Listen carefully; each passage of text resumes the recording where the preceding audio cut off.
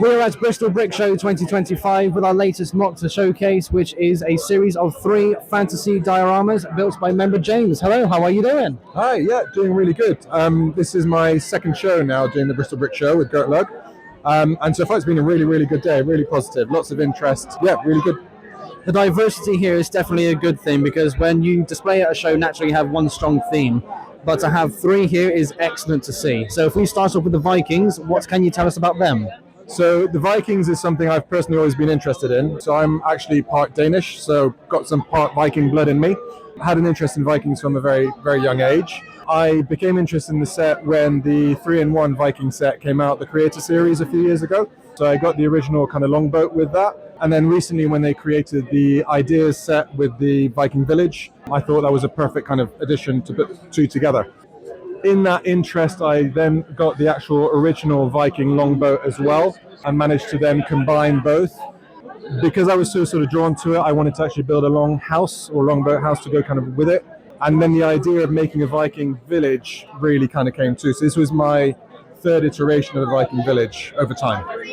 Oh wow, so you've definitely had this in mind for the past couple of years at the very least. Yeah, so this is actually a set that I had on display once at a show 2 years ago, and it's actually been stored in the attic in a few boxes for the last couple of years, and I thought I really want to bring it out again. Now I've got the Viking village, and then the creation of all the water and things just kind of came seamlessly with that. Excellent. And when you said about the longboat's house earlier, I think that has to be a default because whilst it's not necessarily Vikings when I say this, I've played Skyrim for so many years and there's always a mead house which is a longboat upside down, so yeah, it absolutely had to work.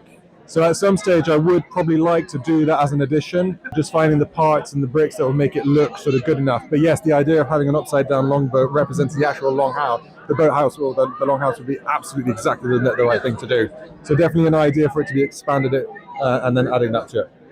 Excellent stuff. So if we move on to our second diorama, which is, I'm pretty sure is obvious, it is Lord of the Rings.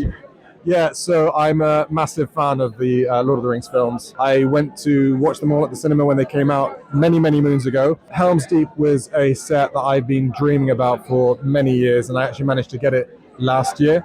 Built it, loved it, and then straight away thought, this is too small. This just doesn't fit with the scope of the battle. And so gradually, bit by bit, I've been accumulating all the bricks to be able to make something that's worthy of kind of minifigure sized build. That's going to be amazing, and it's going to be something to behold when we see it at a future show, no doubt. Obviously, when you think about Lego Lord of the Rings, obviously they had their own theme many years ago, but in the past few years, they've had these massive and in turn expensive sets. What are your thoughts on those sets in particular? Have you got any of those? I confess I've got all of them. So in terms of my collection with Lord of the Rings, I've got the big Tower of Orthanc or Isengard Tower. I have got a Rivendell set with a plan to double it up and actually expand it. I have the original Bag End from the Shire with the new set as well. So that is a set, a mock that I will be creating as a Shire kind of scene. But having made big dioramas, big mocks with lots of green in them, I wanted to branch for something with a different color. And the majority of this is the dark tan color, which fits in with the scope. Being a contrast of the grays and the tan, I thought was just a perfect thing for this one. And then moving on to the Shire, which will be a lot more green again. That's going to be a really good thing to see because when you look at all the Lego mocks that people build, the diversity in color definitely helps make things pop, which is going to be a fantastic thing to see, no doubt.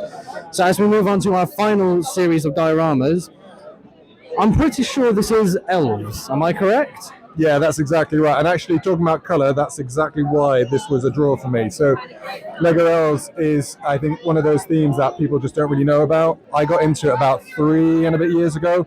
I got a set for my daughter, and the dragons was just the thing that kind of drew me in.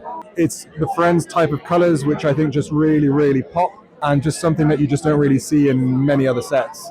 So when I got that set, I originally had the idea of expanding it, making a sort of an elven village with a massive sort of tree house, which is what I've done with one of the big sets.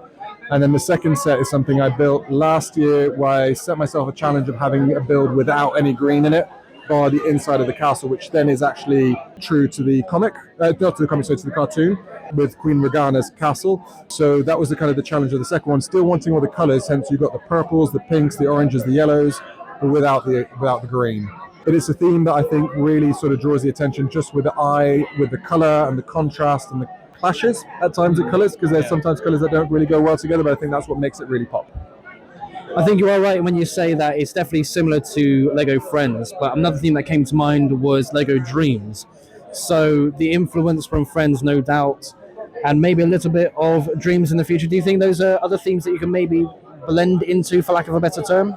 Yeah, and actually when you look at it with some of the older builds with the houses, some of the newer, well, I say newer, with the Lego Dreams sets, when they've made these kind of small villages for some of the smaller characters, there's definitely close connections between them. So Dreams and this would fit in perfectly together. I think it's just the difference is going from minifigure to mini doll.